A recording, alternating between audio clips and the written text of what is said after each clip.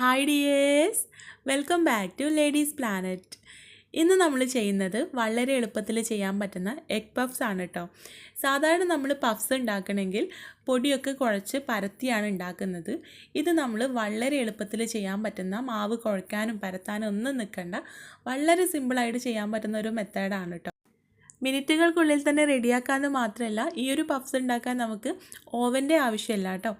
വളരെ സിമ്പിളായിട്ട് ആർക്കും ഉണ്ടാക്കാൻ പറ്റുന്ന ഒരു മെത്തേഡാണ് കേട്ടോ. ഇപ്പോൾ നമുക്ക് പുറത്ത് പോയിട്ട് പഫ്സ് ഒന്നും വാങ്ങിക്കാൻ പറ്റുന്നില്ലല്ലോ. അപ്പോൾ നമുക്ക് വീട്ടിൽ തന്നെ മിനിറ്റുകൾക്കുള്ളിൽ റെഡിയാക്കാൻ പറ്റുന്ന ഒരു മെത്തേഡാണ് കാണിക്കുന്നത്. നമുക്ക് എങ്ങനെയാണ് ഈ പഫ്സ് ഉണ്ടാക്കുന്നതെന്നുള്ളത് നോക്കാം. ആദ്യം നമുക്ക് ഇതിലേക്കുള്ള ഫില്ലിങ്ങിനായിട്ടുള്ള മസാല റെഡിയാക്കി എടുക്കാം. അതിന് വേണ്ടിയിട്ട് ഒരു പാനിലേക്ക് കുറച്ച് ഓയിൽ ഒഴിച്ചിട്ടുണ്ട്. ഞാനിവിടെ വെളിച്ചെണ്ണയാണ് കേട്ടോ എടുത്തിട്ടുള്ളത്. നമ്മുടെ ഇഷ്ടത്തിനനുസരിച്ച് ഏത് ഓയിൽ വേണമെങ്കിലും എടുക്കാം. ഈ എണ്ണ നന്നായിട്ട് ചൂടായി വരുമ്പോൾ ഇതിലേക്ക് മീഡിയം സൈസിലുള്ള 2 സവാള നീളത്തിൽ അരിഞ്ഞതും എരിവിന് ആവശ്യത്തിനുള്ള പച്ചമുളകും ആവശ്യത്തിനുള്ള ഉപ്പ് ചേർത്തിട്ട് നല്ലതുപോലെ ഒന്ന് വഴറ്റിയെടുക്കാം. അപ്പോൾ സവാള നല്ലതുപോലെ വഴന്ന് ഉടഞ്ഞു പോകേണ്ട ആവശ്യമൊന്നുമില്ല, ജസ്റ്റ് ഒന്ന് വഴന്ന് കിട്ടിയാൽ മതി കേട്ടോ. ഇപ്പോൾ സവാള ചെറുതായിട്ടൊന്ന് വഴന്ന് വന്നിട്ടുണ്ട്. ഈ സമയത്ത് ഇതിലേക്ക് നമുക്ക് 1 ടീസ്പൂൺ ഇഞ്ചി വെളുത്തുള്ളി പേസ്റ്റ് ചേർത്ത് കൊടുക്കാം. ഇഞ്ചി വെളുത്തുള്ളി പേസ്റ്റ് ചേർത്തിട്ട് അതിൻ്റെ പച്ചമണം പോകാൻ വേണ്ടിയിട്ട് നല്ല പോലെ ഒന്ന് ഇളക്കി കൊടുക്കുക. ഏകദേശം ഒരു 2 മിനിറ്റ് ലോ ഫ്ലെയിമിൽ വെച്ചിട്ട് ഇളക്കി കൊടുക്കേണ്ടി വരും കേട്ടോ. അതിനുശേഷം ഇതിലേക്കുള്ള മസാലപ്പൊടികൾ ചേർക്കാം. ഞാനിവിടെ 1/4 ടീസ്പൂൺ മഞ്ഞൾപ്പൊടി, 1/2 ടീസ്പൂൺ മുളക് പൊടി, 3/4 ടീസ്പൂൺ മല്ലിപ്പൊടി, 1/2 ടീസ്പൂൺ ഗരം മസാല, ഇത്രയും മസാലപ്പൊടികളാണ് കേട്ടോ ചേർക്കുന്നത്. ഈ മസാലപ്പൊടികൾ ചേർത്തിട്ട് നല്ല പോലെ ഇളക്കി കൊടുക്കുക. പിന്നെ ഇതിന് മുൻപായിട്ട് ഞാൻ ഇതിലേക്ക് കുറച്ച് കറിവേപ്പില കൂടെ ചേർത്തിട്ടുണ്ടായിരുന്നു. അത് വീഡിയോ മിസ്സായി പോയതാണ് കേട്ടോ. അപ്പോൾ കറിവേപ്പില വേണമെങ്കിൽ ചേർത്ത് കൊടുക്കുക, നിർബന്ധമൊന്നുമില്ല. മസാലപ്പൊടികൾ ചേർത്തിട്ട് വെരി ലോ ഫ്ലെയിമിലേക്ക് മാറ്റിയിട്ടൊരു 2-3 മിനിറ്റ് ഇളക്കി കൊടുക്കുക. ഇതിൻ്റെ ആ ഒരു പച്ചമണം പോണ വരെ ഇളക്കി കൊടുക്കണം കേട്ടോ. അപ്പോൾ അങ്ങനെ ഇളക്കി കൊടുത്തു കഴിഞ്ഞാൽ നമ്മുടെ മസാല ഇവിടെ റെഡിയായി. ഇതിവിടെ മാറ്റി വെക്കാം. ഇനി നമ്മൾ ഇതിലേക്ക് ചെയ്യുന്നത്, നമ്മൾ സമൂസ ചെയ്തതുപോലെ ഒരു പാൻ കേക്കാണ് റെഡിയാക്കുന്നത്.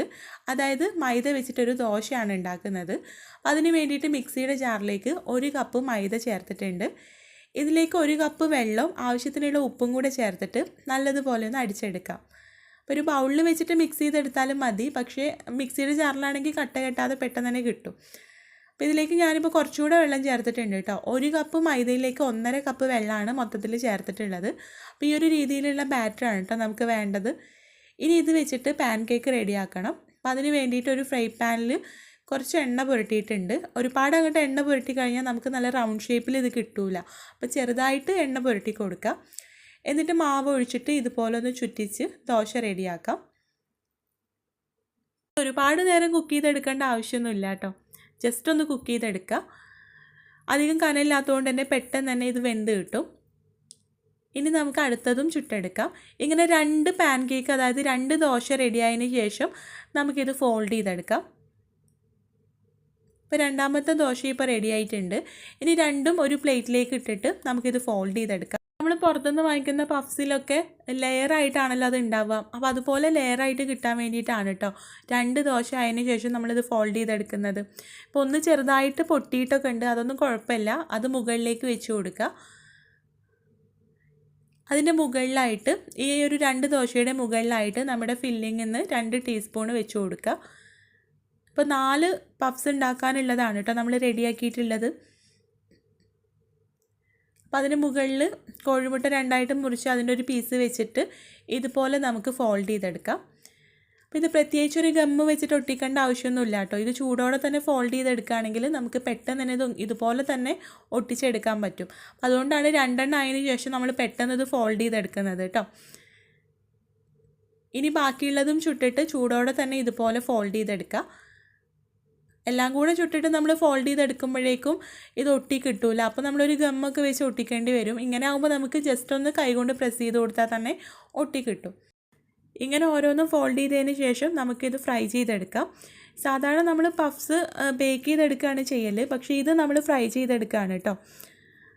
അപ്പം അതിന് വേണ്ടിയിട്ട് എണ്ണ ചൂടാക്കിയിട്ടുണ്ട്. ഈ ഫോൾഡ് ചെയ്തിട്ടുള്ള ആ ഒരു മുകൾ ഭാഗം താഴേക്ക് വരുന്ന രീതിയിലാണ് കേട്ടോ നമ്മൾ ഫ്രൈ ചെയ്യാൻ വേണ്ടിയിട്ട് എണ്ണയിലേക്ക് ഇട്ട് കൊടുക്കേണ്ടത്. നമ്മൾ കമഴ്ത്തിയിട്ടാണ് ഇട്ട് കൊടുക്കുന്നതെങ്കിൽ അത് പെട്ടെന്ന് അതിൻ്റെ മുകൾ ഭാഗം നന്നായിട്ടൊന്നും ഒട്ടിച്ചിട്ടില്ലല്ലോ, നമ്മൾ പ്രസ് ചെയ്തിട്ടാണല്ലോ ഒട്ടിച്ചു കൊടുത്തിട്ടുള്ളത്. അപ്പോൾ അത് തുറന്നു വരാനുള്ള ചാൻസ് ഉണ്ട്. അപ്പോൾ ഇതുപോലെ നമുക്ക് തിരിച്ചും മറിച്ചും ഇട്ട് ഹൈ ഫ്ലെയിമിൽ നല്ലതുപോലെ ഒന്ന് മൊരിയിപ്പിച്ചെടുക്കുക. ഇതൊന്നും കുക്കാവാനൊന്നുമില്ല, ഹൈ ഫ്ലെയിമിൽ വെച്ചിട്ട് ഒന്ന് മൊരിയിപ്പിച്ചെടുത്താൽ മാത്രം മതി. അപ്പോൾ ഇത്രയേ ഉള്ളൂ, വളരെ എളുപ്പത്തിൽ ചെയ്യാൻ പറ്റുന്ന നമ്മുടെ എഗ് പഫ്സ് ഇവിടെ റെഡി ആയിട്ടുണ്ട്. അപ്പോൾ നിങ്ങളൊന്ന് ഉണ്ടാക്കി നോക്കണം കേട്ടോ. നല്ല ടേസ്റ്റിയാണ്. നമ്മൾ സാധാരണ പുറത്തുനിന്ന് വാങ്ങിക്കുന്ന അതുപോലെയൊക്കെ തന്നെയാണ്. പക്ഷെ മുഴുവനായിട്ടും അതുപോലെയാണെന്നൊന്നും ഞാൻ അവകാശപ്പെടുന്നില്ല കേട്ടോ. എന്നാലും നമുക്കിപ്പോൾ പുറത്ത് പോയിട്ടൊന്നും വാങ്ങിക്കാൻ പറ്റുന്നില്ലല്ലോ. അപ്പോൾ വീട്ടിലുണ്ടാക്കാൻ പറ്റുന്ന നല്ലൊരു റെസിപ്പിയാണ്. വളരെ സിമ്പിളായിട്ട് ഉണ്ടാക്കുകയും ചെയ്യാം, എന്നാൽ നല്ല ടേസ്റ്റി ആയിട്ട് നമുക്ക് കഴിക്കുകയും ചെയ്യാം. ഇത് എണ്ണ കുടിക്കുന്ന ആ ഒരു പ്രശ്നമൊന്നുമില്ല കേട്ടോ. അപ്പോൾ നിങ്ങൾ ട്രൈ ചെയ്ത് നോക്കുന്ന സമയത്ത് ഫീഡ്ബാക്ക് അറിയിക്കാൻ മറക്കരുത്. അതുപോലെ വീഡിയോ ഇഷ്ടമായിട്ടുണ്ടെങ്കിൽ ലൈക്ക് ചെയ്യാനും ഷെയർ ചെയ്യാനും കൂടെ മറക്കരുത് കേട്ടോ. അപ്പോൾ നമുക്ക് അടുത്ത നല്ലൊരു വീഡിയോ ആയിട്ട് കാണാം. താങ്ക്